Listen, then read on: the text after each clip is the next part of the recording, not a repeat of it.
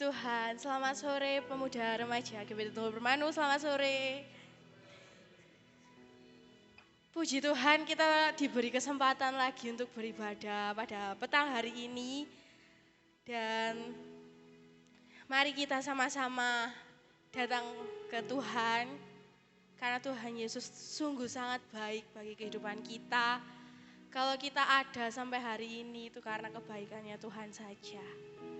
Saya undang bangkit berdiri, mari kita nyanyikan lagu Yesus Kau Sungguh Baik.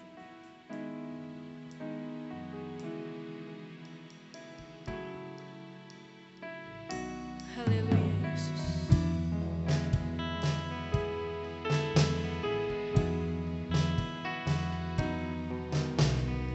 Yesus, Kau sungguh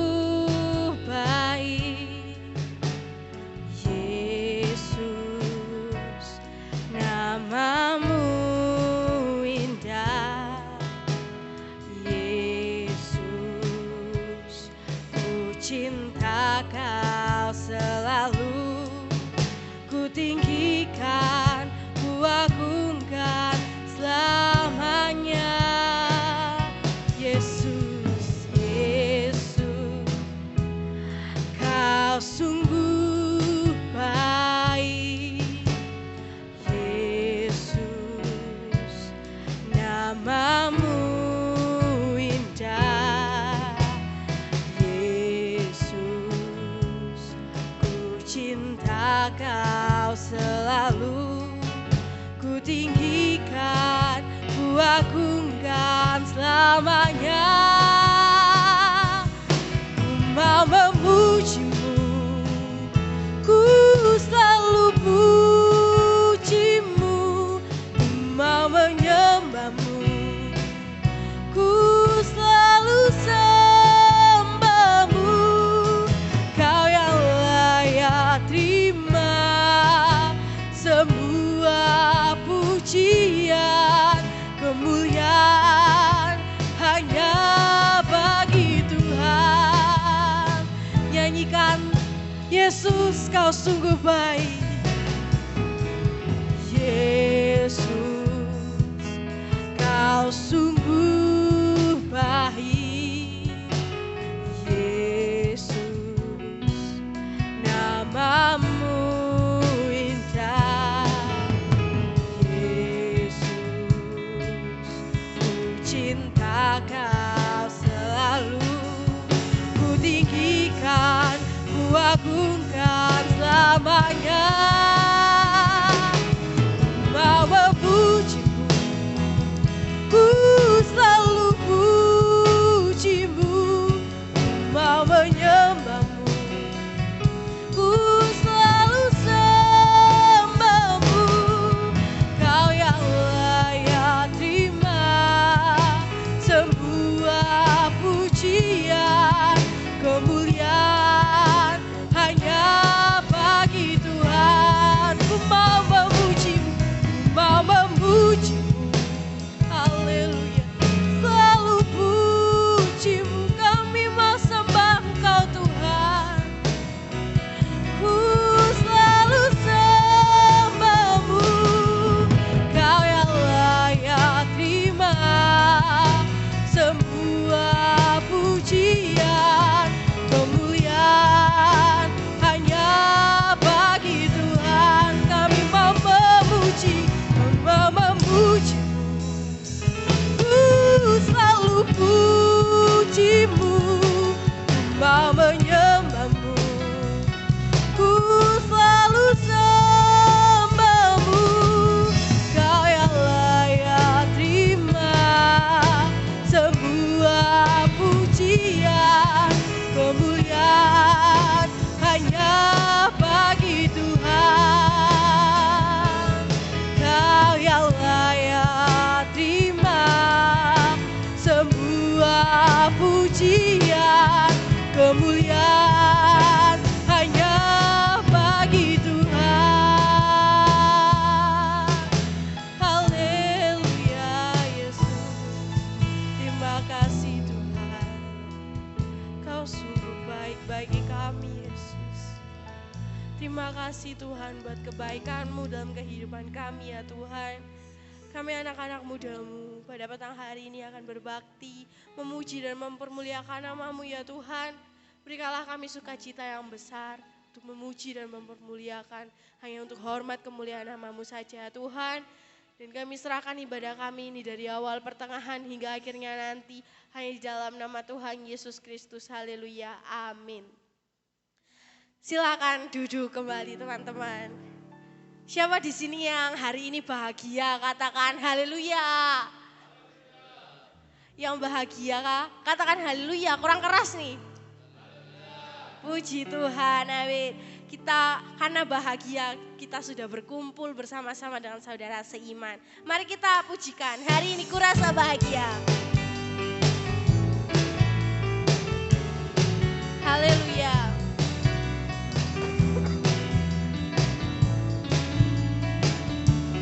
Hari ini kurasa bahagia.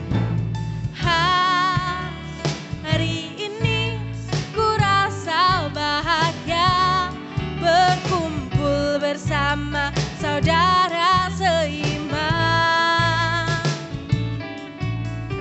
Tuhan Yesus telah satukan kita tanpa memandang di antara kita. Bergandengan tangan dalam kasih, dalam satu hati, berjalan dalam terang kasih Tuhan.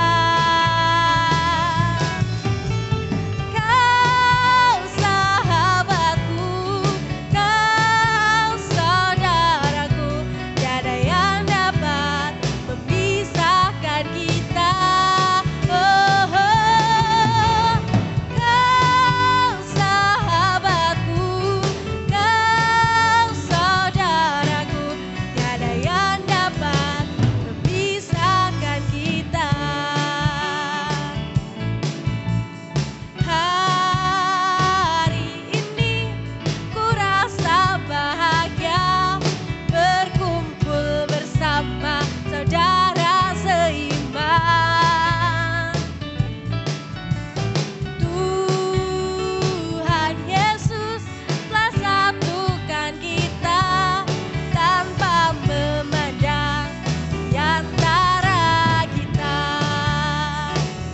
Bergandengan tangan dalam kasih, dalam satu hati, berjalan dalam terang kasih Tuhan.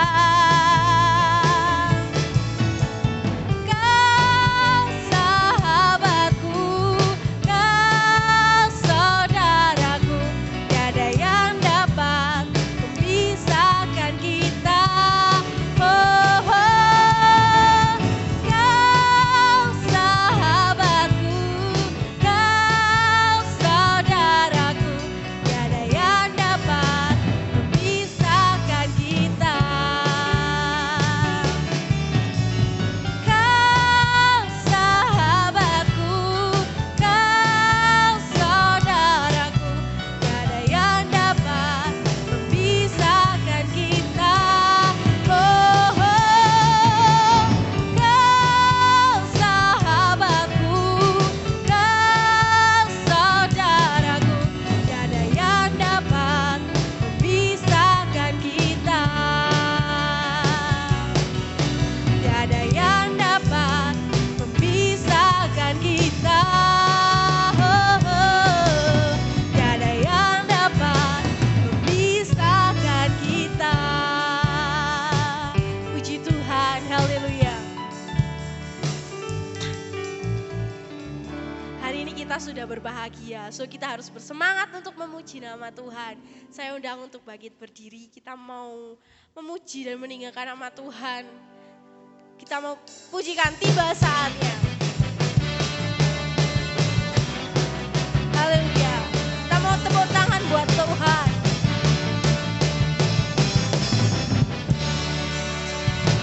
Tiba saatnya kami berkumpul bersatu dari setiap suku dan bangsa.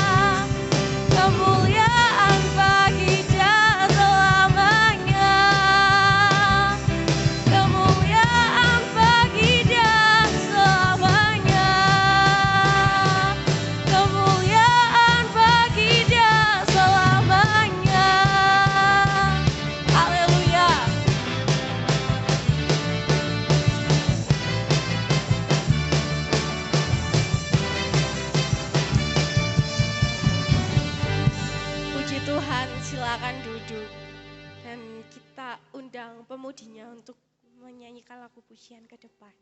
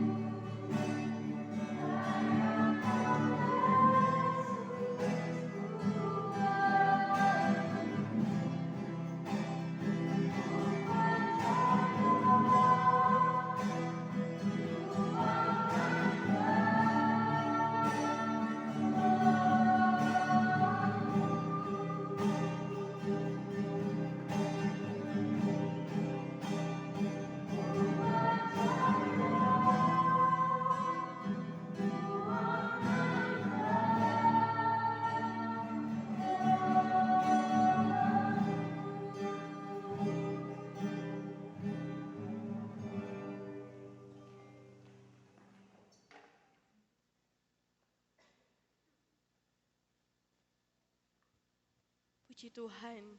Kita yakini kalau harapan kita kalau sama Tuhan itu tidak akan pernah gagal dan kita nggak akan pernah merasakan kekecewaan kalau kita berharap pada Tuhan. Puji Tuhan, sebentar lagi kita akan mendengarkan firman. Saya undang bangkit berdiri. Kita mau menyembah nama Tuhan. Kalau Tuhan itu tidak selalu menjawab setiap doa-doa yang kita naikkan. Tapi Tuhan selalu ada di waktu yang tepat di saat kita membutuhkannya. Kita mau nyanyikan lagu pujian, waktu yang tepat. Amin.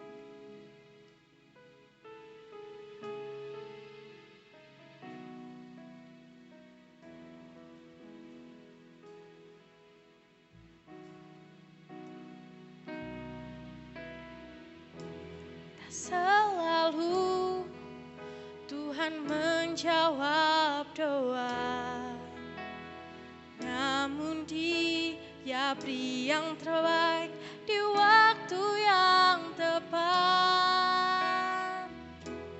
Izinkanlah Tuhan untuk bekerja, yang mustahil menjadi mungkin oleh karena percaya. Pujikan dari awal.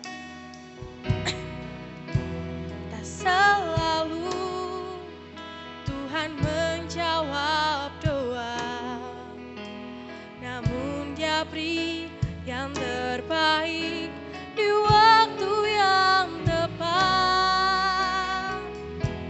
Izinkanlah Tuhan untuk bekerja, yang mustahil menjadi mungkin oleh karena percaya. Yesus mendengar lebih dari yang kudoakan. Yesus menjawab lebih dari yang kuharapkan. Dengan caranya di waktu yang tepat, ku kan melihat Tuhan jadikan semua.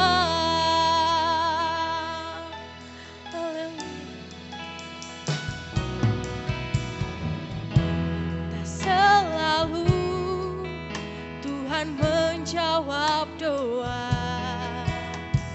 namun Dia beri yang terbaik di waktu yang tepat.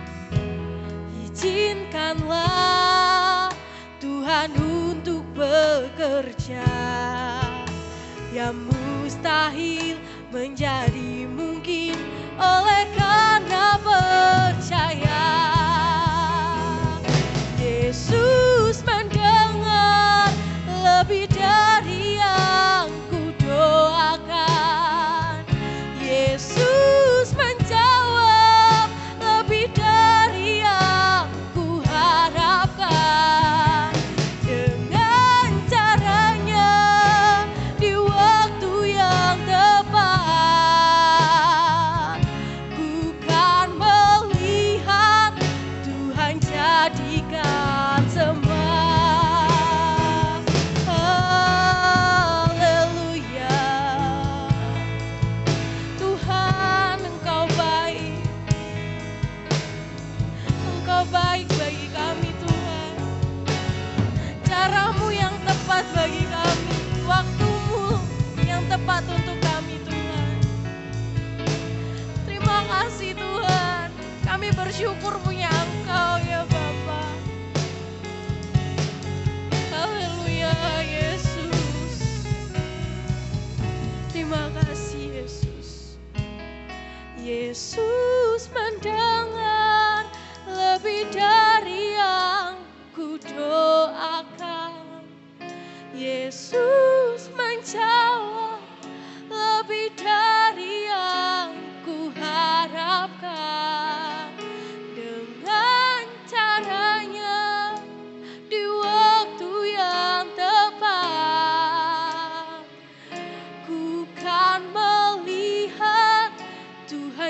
jadikan semua. Kita nyanyikan.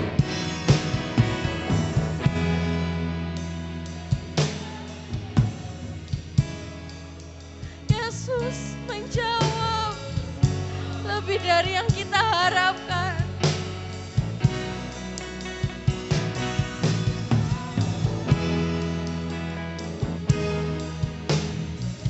Amin Yesus. Bukan melihat, Tuhan jadikan semua. Yesus mendengar lebih dari yang kudoakan. Yesus menjawab lebih dari yang kuharapkan. Dengan caranya di waktu yang tepat. Bukan melihat, Tuhan jadikan semua. Bukan melihat, Tuhan jadikan semua. Bukan melihat, Tuhan jadikan semua. Puji Tuhan, haleluya Yesus. Dengan kasih Kristus, Mas Rangga berdoa untuk firman Tuhan. Haleluya Tuhan Yesus. Tuhan terima kasih atas kesempatan yang kamu berikan kepada kami, sehingga kami anak-anak mudamu dapat kembali berkumpul pada sore hari ini ya Tuhan. Dan tiba saatnya untuk kami mendengarkan sabda firman-Mu. Kiranya Engkau sucikan ruangan ini terlebih setiap hati kami ya Tuhan, untuk menerima sebagian pada firman-Mu ya Tuhan. Dan Engkau urapi lidah bibir hamba-Mu yang kami menyampaikan kebenaran firman-Mu ya Tuhan. Kau pakai, Kau berkati dia ya Tuhan, dan biarlah firman yang akan disampaikan dapat memberkati setiap kita yang hadir pada sore hari ini. Dan kami akan menerima sebagian pada firman-Mu, kami mau sambut firman-Mu hanya dalam nama Tuhan Yesus Kristus. Haleluya, puji Tuhan. Amin. Amin. Puji Tuhan, dipersilakan duduk kembali. Selamat petang bagi kita semua. Selamat beribadah, memuji, mempermuliakan nama Tuhan. Kita akan kembali belajar firman Tuhan. Kita buka dalam 1 Samuel 17.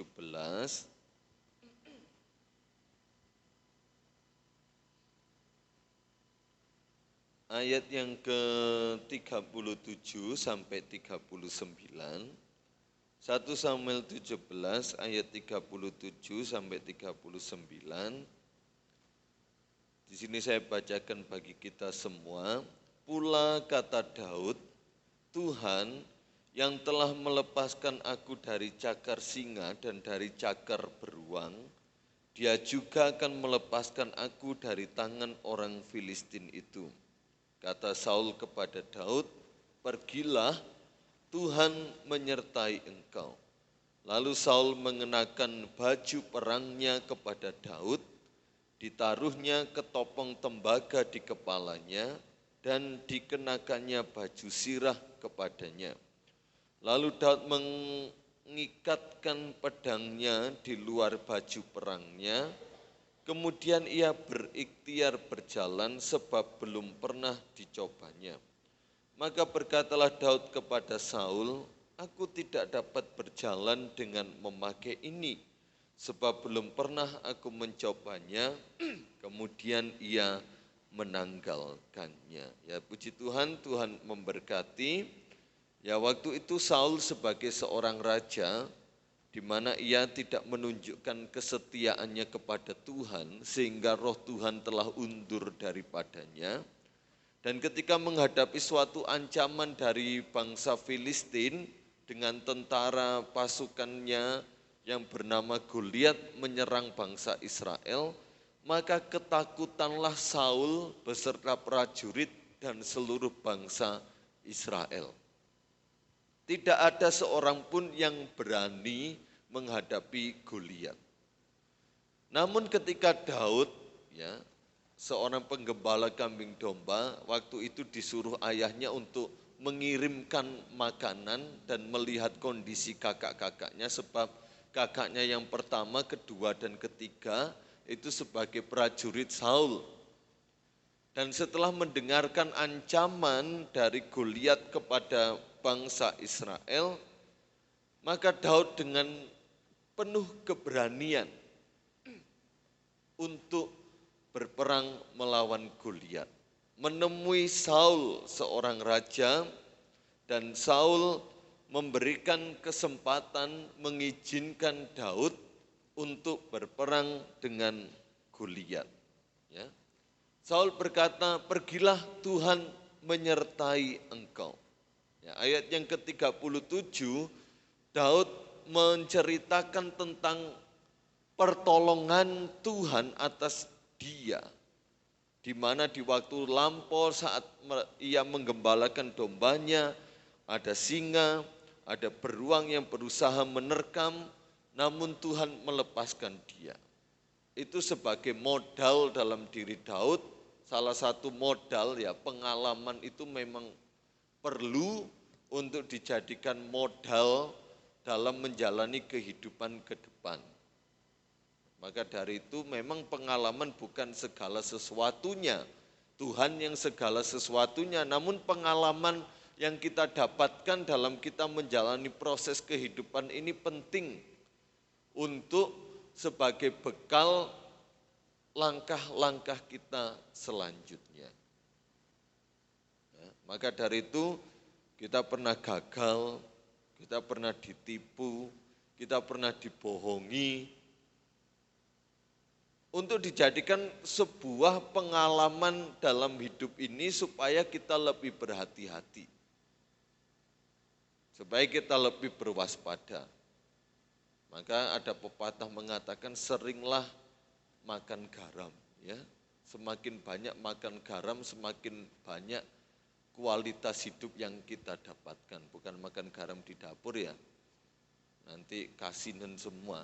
Tapi semakin banyak pengalaman yang kita dapatkan, itu meningkatkan kualitas hidup kita. Dan Daud punya pengalaman seperti ini, yang dia jadikan modal juga untuk berperang melawan Goliat. Namun di atas segala sesuatu pengalaman yang didapatkan oleh Daud, Tuhanlah yang tetap ditinggikan Daud.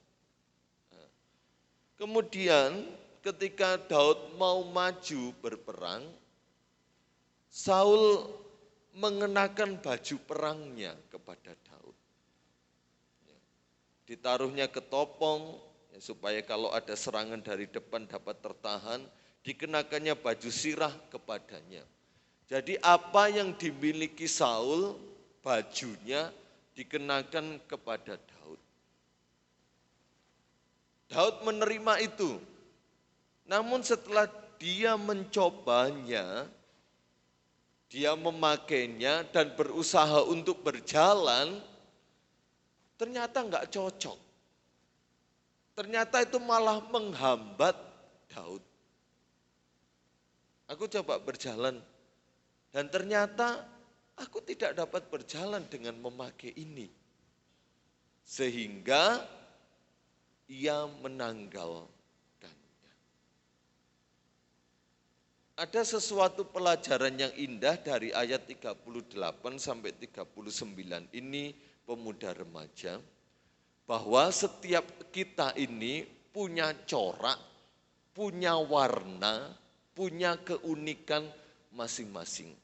Kita tidak bisa memaksakan kehendak kita untuk diikuti oleh orang lain.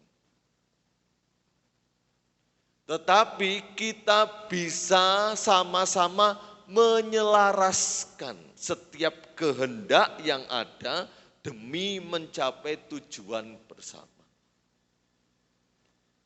Harapan Saul ketika kamu memakai baju ini,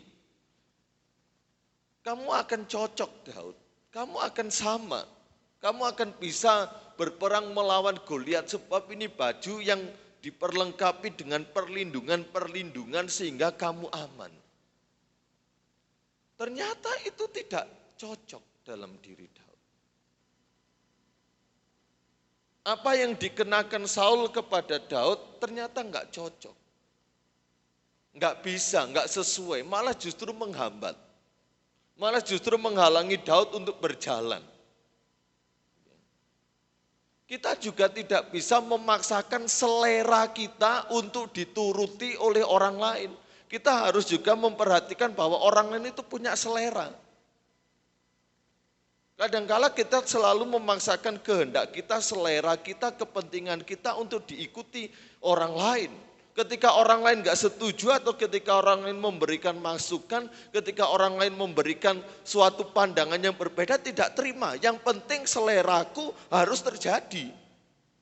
Kepentinganku harus terjadi, masa bodoh. Gak bisa seperti itu.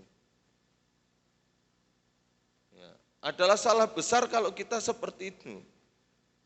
Maka dari itu minimal kalau ada masukan-masukan dalam hal apapun ya, di pekerjaan kita, dalam pelayanan, dalam sekolah, sebelum kita menjawab ya atau tidak atau membantahnya, direnungkan dulu. Oh ya, nanti saya akan berikan jawaban, saya akan berikan keputusan. Saya punya kehendak, saya tidak bisa memaksakan kehendak saya kepada mas saya, kepada adik saya, tidak bisa. Sebab mas saya, adik saya ini contoh punya kehendak masing-masing. Tetapi kalau kehendak itu yang berbeda diketemukan, dibicarakan demi suatu kepentingan bersama, pasti akan membuahkan hasil yang baik. Coba kalau Daud tetap memaksakan apa yang ditaruh Saul dalam tubuhnya. Daud tetap memaksakan mengenakan baju itu. Daud tentunya keberatan, kebingungan. Sedangkan Saul dikatakan secara fisik dia lebih tinggi dari manusia pada umumnya di mana Saul hidup. Ya mungkin pada umumnya pada waktu itu bisa jadi saja 170 paling banter. Tapi Saul jauh lebih tinggi. Nah, sedangkan Daud, Alkitab mencatat fisiknya kecil, kemerah-merahan, elok. Pakai baju yang howor-howor, pakai baju yang kebesaran. Ya tentunya enggak pantas, enggak bisa. Jadi kalau kita memaksakan tanda kutip baju kita untuk dikenakan oleh baju yang lain, orang lain, apakah itu sesuai atau tidak? Makanya Daud lebih memilih untuk menanggalkannya. Jadi kalau ada orang yang memaksakan seleranya, seleraku pokoknya harus kau ikuti, lebih baik tinggalkan.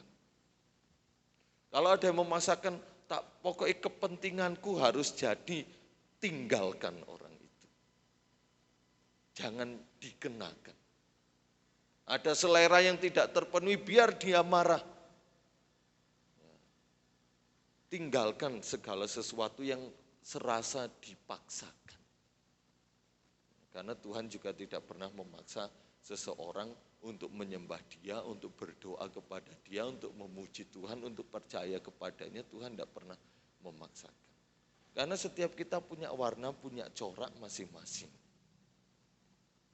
Kita punya juga keinginan, kehendak masing-masing. Tetapi firman Tuhan juga mengatakan jangan hanya kita fokus kepada kepentingan diri kita sendiri. Setiap kita memang punya kepentingan. Dan kita tidak hidup dengan sendirian. Kita hidup dengan banyak masyarakat, dengan berbagai macam karakter, pola pikir, cara pandang yang berbeda. Ya, perbedaan itu ada di mana-mana. Dan kita harus menerima itu. Kita enggak boleh anti dengan perbedaan. Ya, yang sekarang kita digaung-gaungkan bahwa perbedaan bukan alat untuk pemecah belah. Tapi perbedaan kita jadikan sebagai suatu alat untuk kesatuan, untuk saling mempersatukan, saling menghormati, dan saling menghargai. Ya, beberapa tahun yang lalu ada seorang hamba Tuhan yang mengajak saya supaya gereja ini bekerja sama dengan salah satu gereja ya, dari Singapura sana. Nah, saya jawab, bagaimana kalau contohnya Tunggul ini mengikuti gereja itu? Oh, semuanya sistemnya dari sana. Jadi sana yang memonitoring, sana yang memberikan aturan, dan kita mengikutinya. Aturannya apa saja? Ya dalam liturgi harus dari sana. Tata caranya seperti ini. Cara berpakaiannya juga harus sama sebab di sana itu dengan pola seperti itu ternyata maju, megah. Banyak jiwa-jiwa diselamatkan. Dan gerejaku telah bergabung. Maka dari itu saya mengajak gerejamu enggak untuk bergabung dengan seperti itu. Terus saya jawab, terima kasih.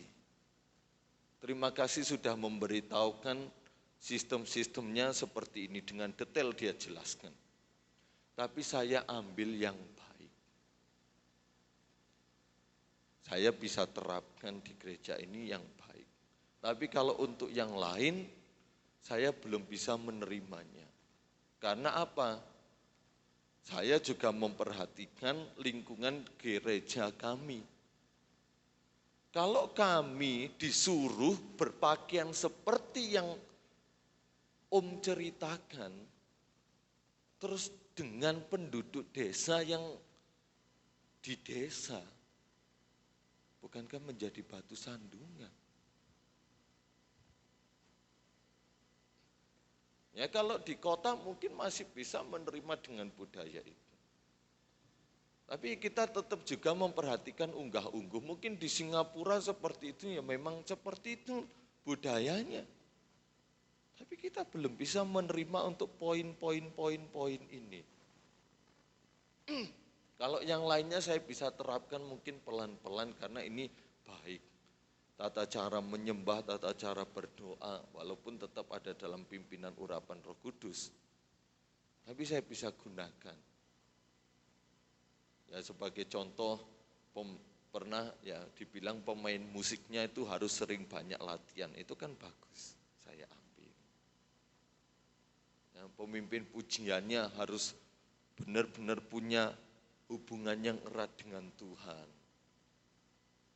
Harus punya hubungan pribadi dengan Tuhan, menjadi pemuji dan penyembah Tuhan yang baik dengan Tuhan dan sesama, itu bagus.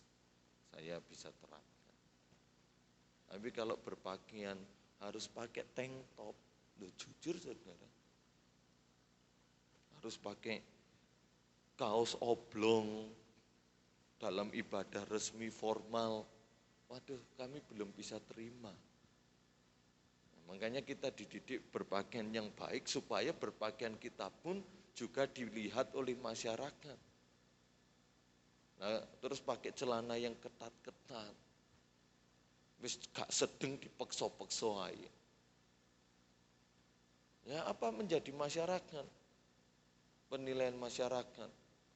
Sampai saya pernah keceplosan, ya sampai maaf kata ya, capnya itu ngecap gitu ya di bokongnya, saya katakan gitu.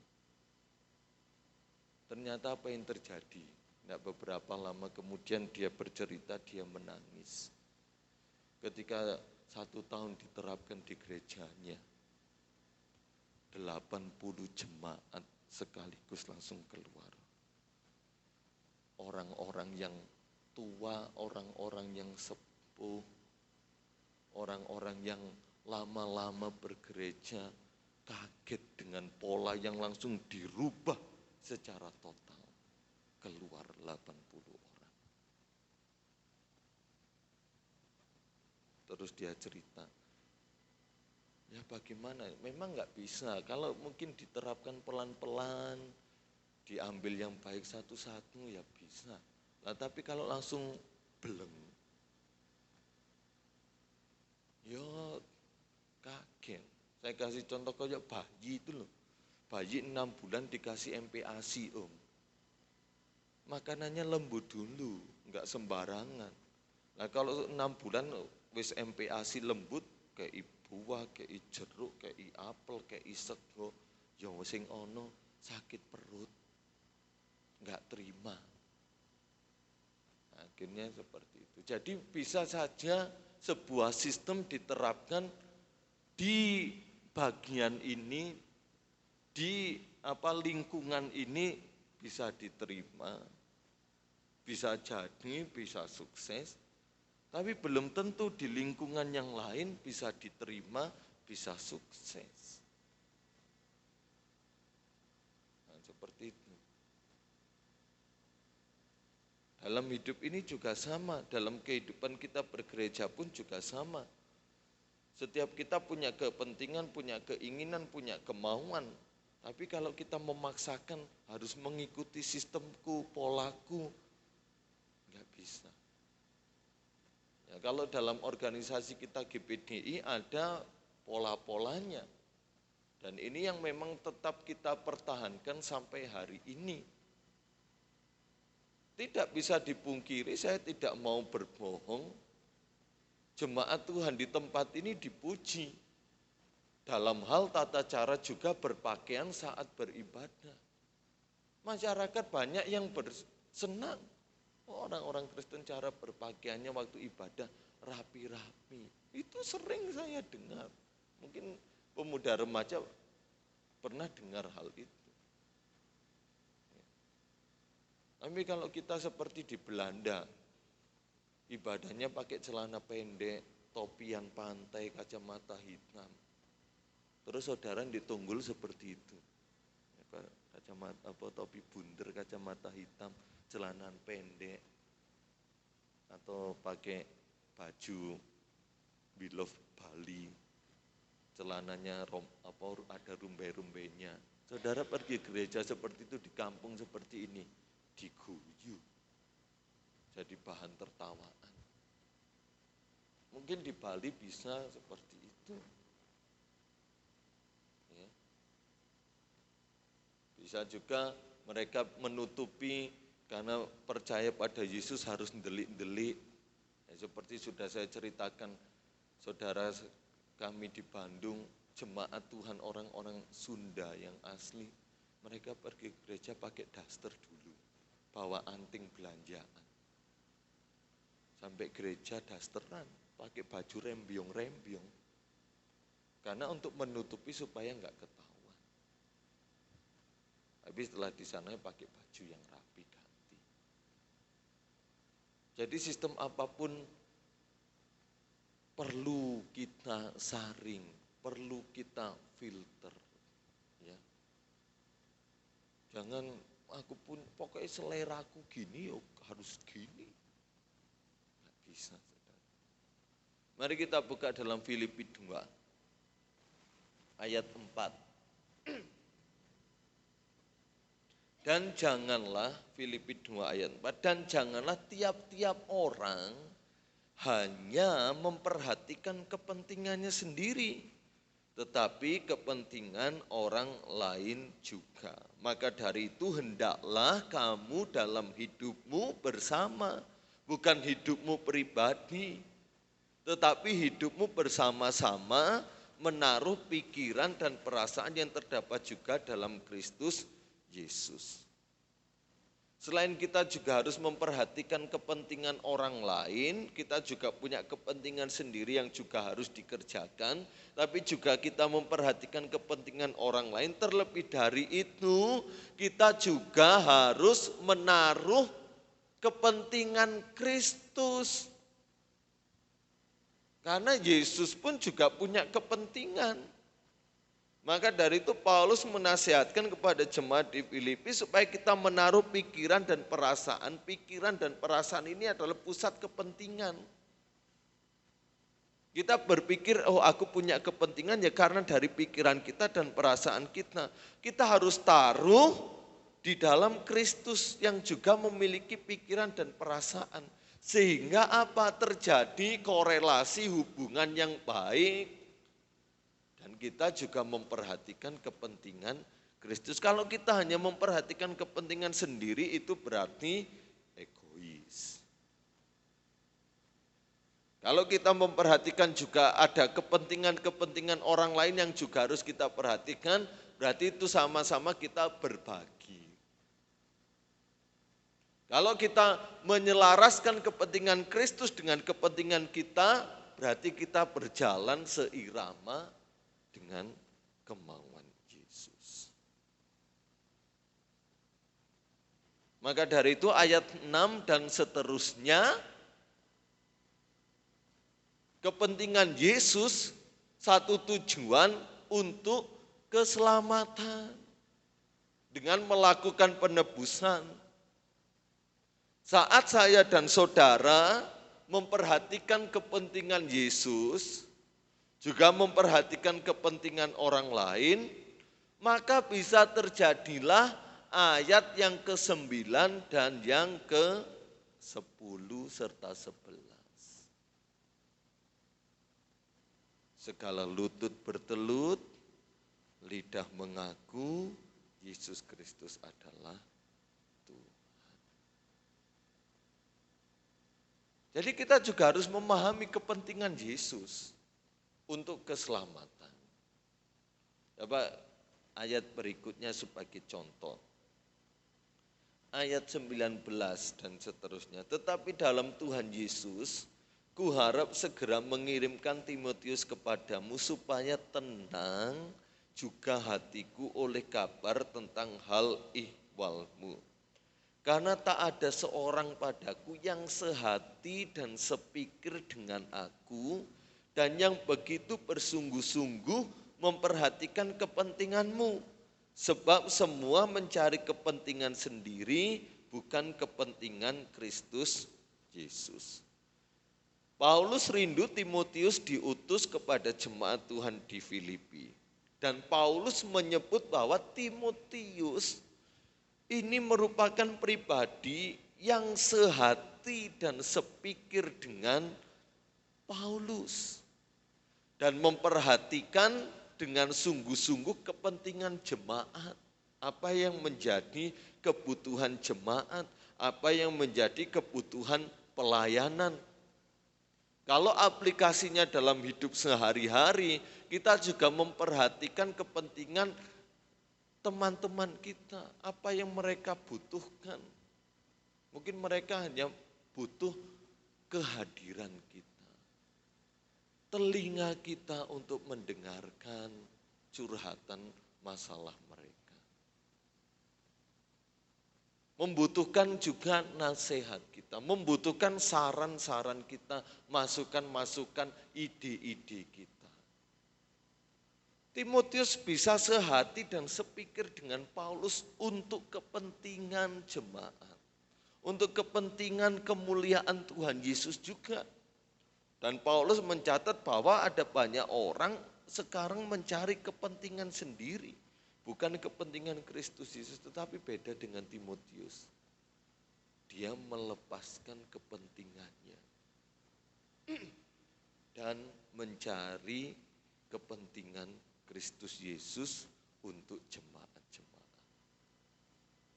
Sehingga apa yang dialami Timotius punya kesehatian dan sama pikiran, sehati sepikir dengan Paulus sebagai seorang gembala yang dipenjarakan pada waktu itu.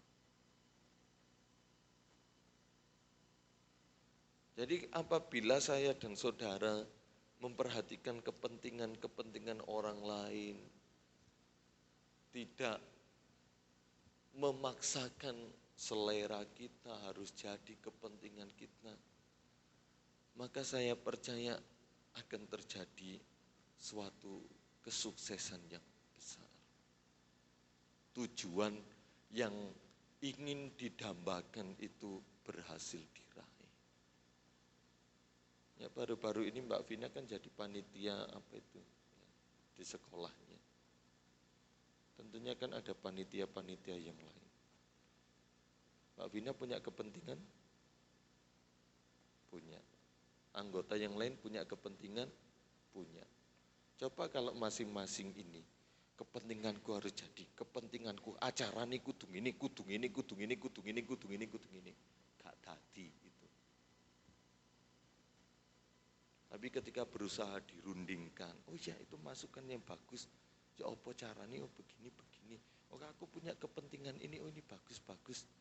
Dirundingkan bersama, terjadi kesepakatan, baru bekerja. Nah, hasilnya ciamik, saudara, sukses. Ya Mbak Nike, Pak Alfius, Mas Rio sebagai guru yang pernah mungkin menjadi pengelola suatu acara. Coba kalau kepentingannya Mbak Niko, aku sebagai guru kudu dadi murid-murid ya kudu ngini. Enggak akan ketemu.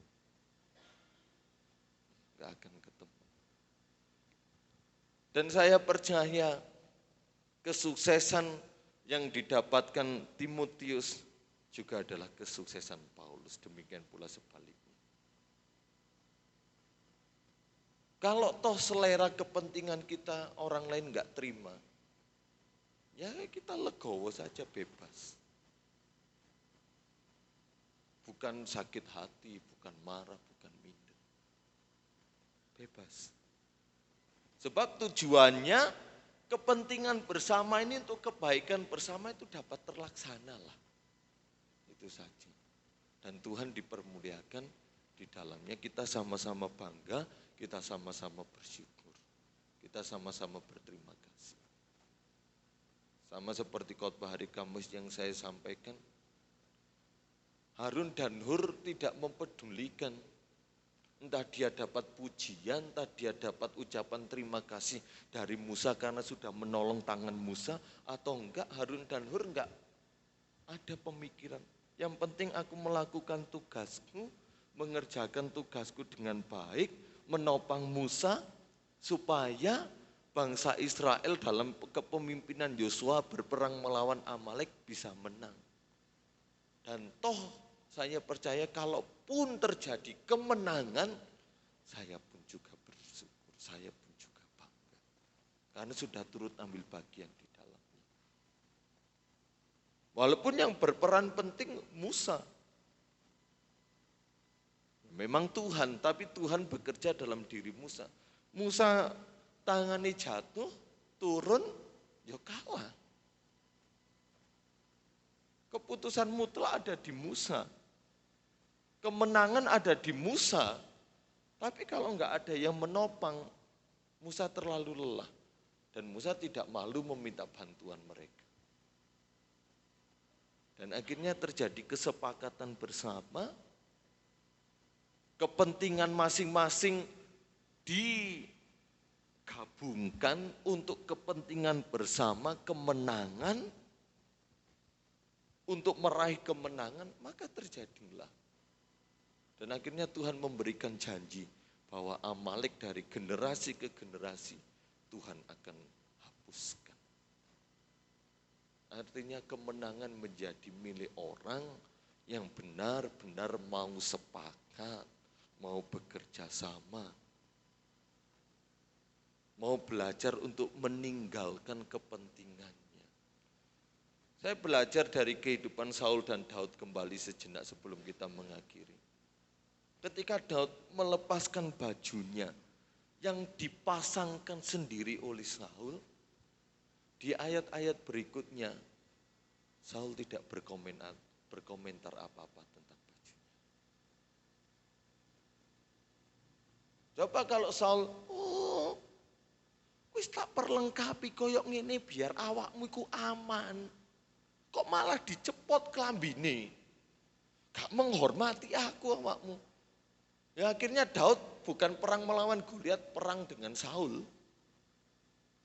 Tapi setelah ditanggalkan, Daud pergi. Makanya sakit hatinya Saul bukan karena baju yang telah ditanggalkan, tapi iri dengan kemenangan-kemenangan yang Tuhan berikan kepada Daud. Saul enggak berkomentar karena saya percaya juga Saul melihat memang enggak cocok. Untuk apa aku memaksakan terus-menerus, biar dia menanggalkannya. Biar dia menjadi dirinya sendiri. Bukan menjadi diri sendiri itu seenak gue, bukan. Artinya apa yang enggak cocok ya kita tinggalkan, apa yang enggak benar kita tinggalkan. Menjadi diri sendiri. Kita tidak perlu harus menjadi sama seperti orang lain. Sudah sering kita dengar firman ini. Jadilah diri sendiri yang sesuai dengan pimpinan Yesus, pimpinan firman Allah. Bukan kita harus menjadi seperti pribadi orang lain, karakter orang lain. Kita bisa mencontoh mungkin hal-hal yang baik dalam dirinya. Tapi kita tidak bisa memaksakan diri kita untuk menjadi sama dengan dia. Sebab Tuhan kembali kita diingatkan, Tuhan menciptakan kita dengan keunikan masing-masing, keunggulan masing-masing, dan kelemahan masing-masing. Apabila keunikan, keunggulan, dan kelemahan kita masing-masing ini kita pergunakan sebaik-baiknya, maka saya percaya kualitas hidup kita, kualitas kerohanian kita pun juga semakin berkualitas, semakin meningkat, semakin bertumbuh. Jangan jadikan kekurangan kita sebagai penghalang untuk kita enggak maju. Ya kalau Daud menerima baju ini kelebihan, terlalu lebih bagi dia. Waduh, kelebihan ini gak cocok. Apa yang aku punya yaitu yang aku pegang, seperti firman Tuhan hari Minggu. Maupun Bapak Gembala, apa yang kita punya, iman kita itu yang kita pegang. Prinsip hidup kita seperti ini, ya aku nggak mau ikut-ikutan yang lain, biar yang lain modelnya seperti itu. Jangan minta dispensasi nikah ya. Masih sekolah minta dispensasi nikah. Hari-hari ini kan marak seperti itu, saudara. Ya, saya berpesan kepada rekan-rekan pemuda remaja yang menjadi tenaga pengajar, pendidik. Di sini banyak jemaat Tuhan juga yang menjadi tenaga pengajar. Harus menyampaikan nilai-nilai moral ini kepada anak didik kita. Hari-hari ini. Bukankah berita hari-hari ini 400 sekian orang di mana minta dispensasi nikah karena masih sekolah sudah hamil, masih berseragam. Di Ponorogo tuh yang ngetren berapa siswa, ratus siswa. Saya sebagai hamba Tuhan memohon kepada tenaga pengajar di tempat ini, sampaikan kepada anak didik masing-masing. Untuk terus menanamkan nilai-nilai moral yang sesuai dengan ajaran firman Tuhan. Kalau Mbak Nike oke lah semuanya Kristen. Kalau adik saya mungkin Mas Rio nanti atau guru yang lain yang kebanyakan mereka tetap harus disampaikan, walaupun kita enggak menyebut firman Allah, namun kita bisa menyampaikan itu tidak disenangi Tuhan, itu enggak disukai Tuhan. Ya hari-hari ini kita melihat, kita enggak mau contoh yang seperti itu. Saya membaca berita selalu muncul itu, buka Google, cari Google search, muncul itu. Ratusan siswa minta dispensasi nikah. Masih SMA, masih SMP. Di Ponorogo yang parah, masih SMP. Aduh. Sampai reels yang cerita-cerita di Instagram saya yang anak-anak Tuhan, gembala-gembala, pendeta-pendeta maupun anak-anak Tuhan yang setia update status seperti itu. Inilah keadaan zaman kita. Kita nggak perlu menjadi orang lain. Ambil sisi yang baik, hilangkan sisi yang negatif. Kita mau belajar sama-sama dengan tuntunan Tuhan. Tuhan memberkati, Tuhan tolong kita semua menjadi pelaku-pelaku firman, bukan dengan kekuatan kita, melainkan dengan kekuatan Allah Roh Kudus. Tuhan memberkati. Mari kita berdiri sama-sama.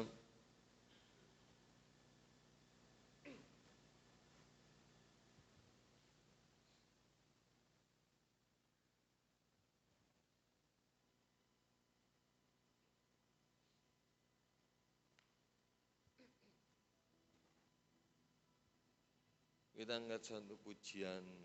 Ajar kami Tuhan menghitung hari-hari kami, agar kami beroleh hati yang bijaksana. Ajar kami Tuhan menghitung hari-hari, ajar kami Tuhan menghitung hari-hari agar kami beroleh hati bijaksana.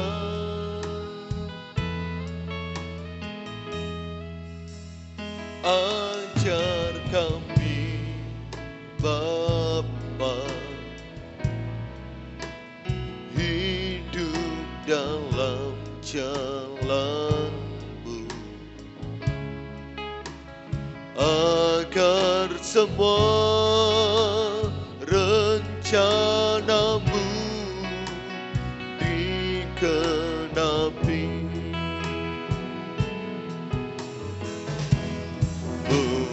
Mulialah nama-Mu Tuhan, dan ajaib jalan-Mu.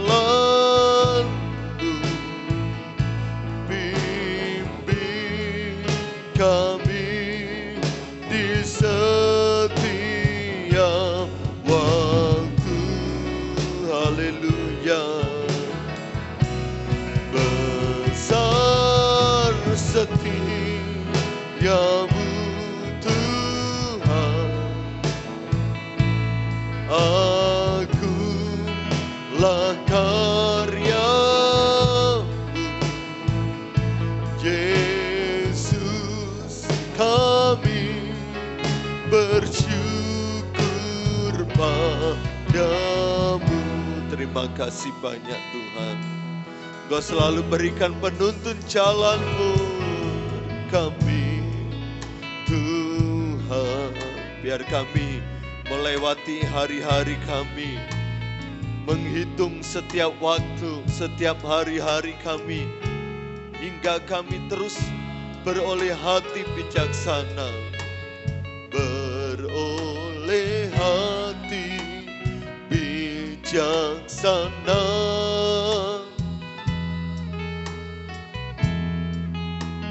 Ajar kami Bapa hidup dalam jalan-Mu, agar semua rencana-Mu dikenapi. Haleluya. Mulialah nama-Mu Tuhan, dan ajaib jalan-Mu. Bimbing kami di setiap waktu. Haleluya. Besar setiamu Tuhan, akulah karya-Mu. Amin. Yesus, kami bersyukur padamu. Haleluya. Haleluya. Mulialah nama. Biar kita mengerjakan segala sesuatu hanya untuk kemuliaan nama Tuhan. Padukan dan satukan setiap kehendak kita, setiap kepentingan kita untuk kemuliaan Tuhan. Haleluya. Di sebimbing kami ya Roh Kudus. Haleluya.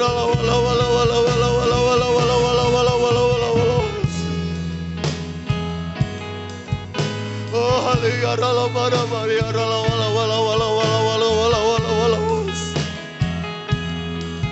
Oh haleluya, kami bersyukur Yesus, kami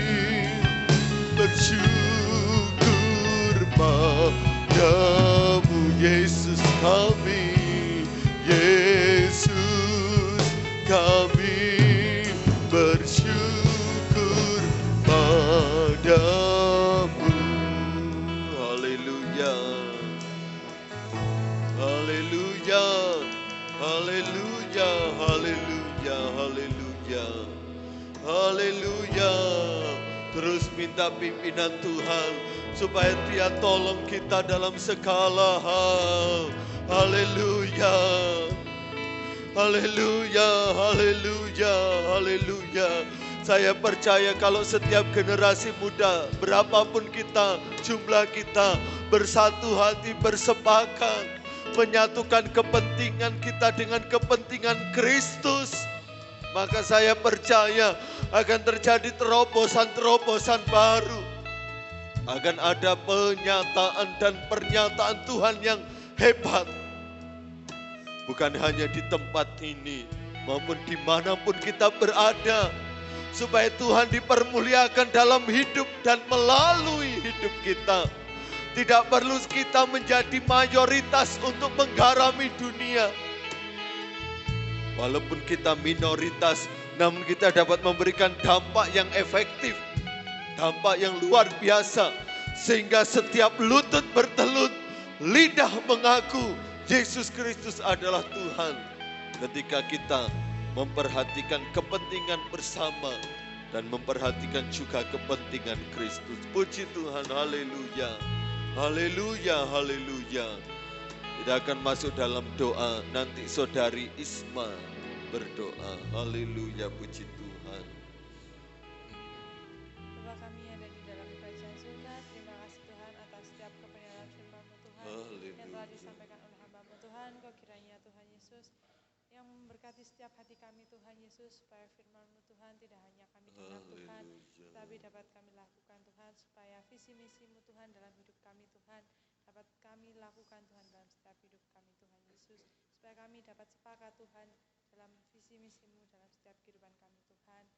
Sebentar lagi Tuhan Yesus, kami akan memberikan yang terbaik Tuhan hanya untuk kemuliaan nama-Mu Tuhan. Kau kiranya memberkati Tuhan Yesus, di dalam nama Tuhan Yesus Kristus, haleluya, puji Tuhan, amin. Amin. Kita akan berikan persembahan buat Tuhan. Kita ingat pujian lagu lamanya, kerja buat Tuhan selalu manis. Apapun yang kita mau kerjakan, biar semuanya buat Tuhan.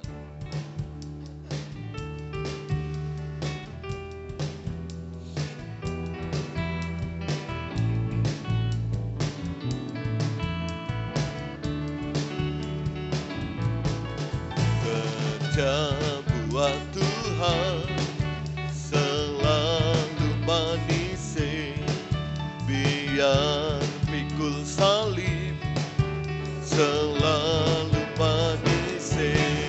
Ayo kerja buat Tuhan, sungguh senang-senangin, dipanggil Tuhan selalu manis. Membuang diri ke ladang Tuhan saudara, serta Tuhan selalu manis. Haleluya. Setelah ini berlatih pujian untuk besok Selasa tetap persekutuan doa pemuda remaja. Juga ada undangan kaum pria di GPDI Kesamben. Ke Panjen ya, jam 4 sore. Tuhan memberkati kita. Sesuai dengan sudah yang saya sampaikan di tahun-tahun yang lalu, bahwa minggu depan saya akan menyerahkan beberapa nama kepada Bapak Gembala yang nanti akan menjadi pengurus pemuda remaja, baik ketua, sekretaris, bendahara. Dalam seminggu ini terus berdoa, siapapun nanti yang Bapak Gembala setujui, saya akan umumkan. Dan siapapun yang menjadi pimpinannya, entah mungkin lebih tua dari kita atau lebih muda dari kita, tetaplah saling bekerja sama supaya bisa juga menyusun program-program pemuda remaja di tempat ini. Mungkin mau ada ibadah padang, itu sebagai contoh saja ya.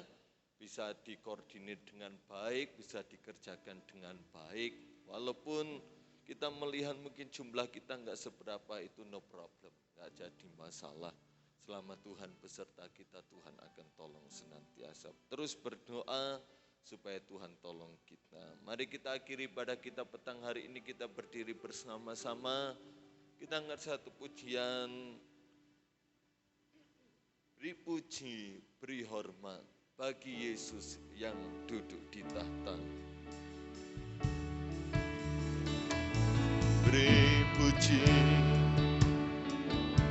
beri hormat bagi Yesus yang duduk di tahta, berkuasa, mulia,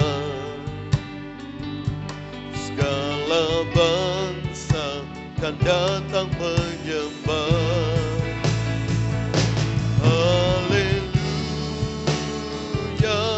haleluya,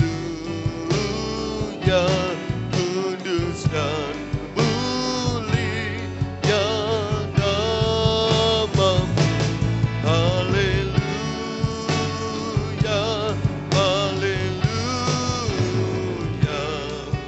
ku sembah kau Yesus, ku sembah kau. Kami kembalikan segala puji, hormat, syukur, kemuliaan bagi namamu. Tuhan sudah memberkati ibadah kami petang hari ini. Setiap kami yang telah melayani, setiap kami yang telah hadir diberkati oleh Tuhan.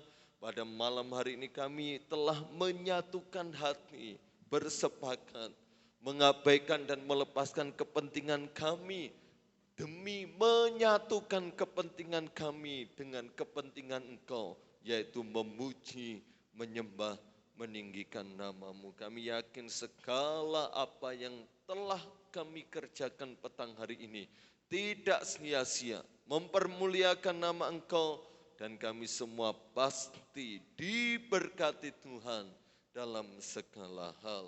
Memberkati generasi muda di tempat ini terus bertumbuh, berbuah bagi kemuliaan nama Engkau, baik secara kualitas maupun kuantitas. Selama roh-Mu ada tinggal bersama kami, selama roh-Mu ada dalam generasi muda di tempat ini dan dalam setiap ibadah yang ada, Engkau terus bekerja untuk pemuda remaja di tempat ini. Apa yang menjadi pergumulan kerinduan kami masa depan, cita-cita kami, harapan kami taruh kepada Tuhan. Kami yakin Tuhan melakukan tepat pada waktunya jauh lebih dari apa yang kami doakan dan yang kami pikirkan. Kami akan pulang ke rumah masing-masing. Tuhan tibakan kami di rumah dengan selamat. Pemuda remaja yang terkasih dalam Tuhan, terimalah berkat yang datangnya dari Allah Bapa, cinta kasih rahmat anugerah dari putranya yang tunggal Yesus Kristus, serta persekutuan dalam Allah Roh Kudus beserta senantiasa sampai Tuhan datang yang kedua kali. Dalam berkat nama Tuhan Yesus Kristus, haleluya, amin. Selamat malam, Tuhan memberkati.